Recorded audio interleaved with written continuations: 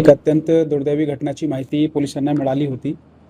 रोठा गावामध्ये एक अल्पवयीन मुलीचा मृतदेह नग्न अवस्थेमध्ये त्याचे शेतामध्ये स्थित त्याच्याच घरामध्ये मिळाला होता। पोलिसांनी घटनास्थळी पोहोचून तात्काळ घटनास्थळाचे निरीक्षण करून तपास सुरू केला।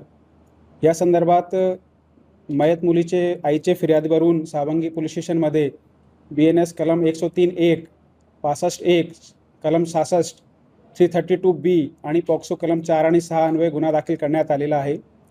गुन्ह्याचा गंभीर लक्षात घेता सदर गुन्ह्याचा तपास SDPO इस्राचे अधिकाऱ्याकडे देण्यात आलेला आहे।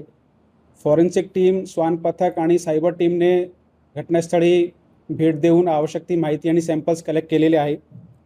या गुन्ह्यामध्ये स्थानिक पोलीस, LCB आणि उपविभागातील इतर पोलीस स्टेशनचे जवळपास 14 पथक तयार करण्यात आलेले आहे। तांत्रिक तपासासाठी 2 वेगळे पथक तयार करण्यात आलेले आहे। तपासामध्ये डिटेक्शनसाठी काही महत्त्वाची माहिती आम्हाला मिळालेली असून त्या माहितीवर काम चालू आहे। त्या माहितीवर काही लोकांची पोलिसांकडून चौकशी सध्या सुरू आहे।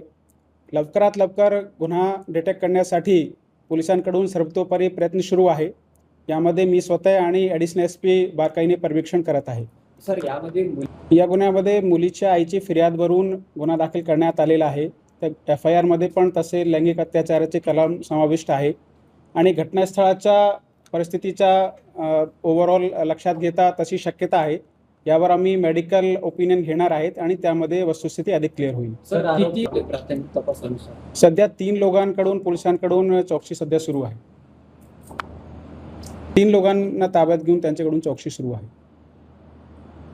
हा प्रकार सध्या तसा काही तपासामध्ये सध्या तरी निष्पन्न झाला नाही, पण सध्या तपास सुरू आहे। जे काही निष्पन्न होईल ते आपल्याला अपडेट करता येईल। सर, ती दगडाने ठेचून हत्या असं? यस, तिथे दगड पण मिळालेला आहे आणि ते दगडाने ठेचून हत्या झाली असं सध्या तरी तपासामध्ये आपल्याला निष्पन्न होतं। ताब्यात घेतलेले आरोपी जे आहेत ते अल्पवयीन आहेत की वयस्कर? नाही, ते सध्या माहिती थोडी नाही देता येईल। सध्या एकदा तपास त्यामध्ये काय निष्कर्ष निघतो त्यावर आम्ही माहिती देऊ तुम्हाला। सर, ती जी मुलगी दररोज असत पुढे सध्या आमचा तपास सुरू आहे। तपास एकदा काही निष्कर्ष निघाला किंवा त्यामध्ये काही आम्हाला निष्कर्ष काढता आला त्याबद्दल माहिती देत आहे।